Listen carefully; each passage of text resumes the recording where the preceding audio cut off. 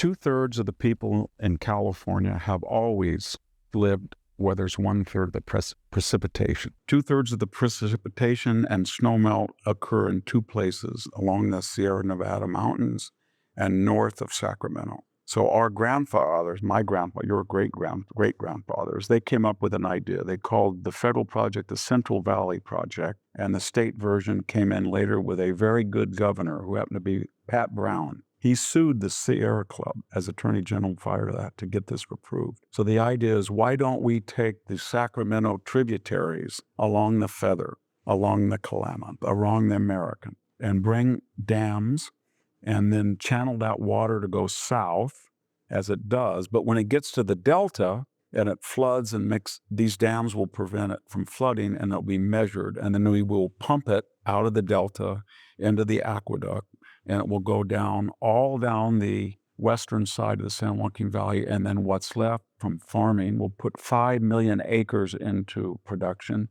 and then we'll pump it into Los Angeles, which was running out of Colorado River water. And that was the idea. And they had a whole plan. About 20 years ago, people from the Bay Area largely, but the coastal corridor, decided that this little smelt in the bay was disappearing. And they said it was the canary in the mine for an ecological disaster, that the rivers were not flowing into the Delta and by extension the bay. So they said, we're going to stop all that water. And they went to court. They didn't get a plebiscite. And they stopped a lot of it. So they started to release 90% of the water that was in the Delta that was fresh.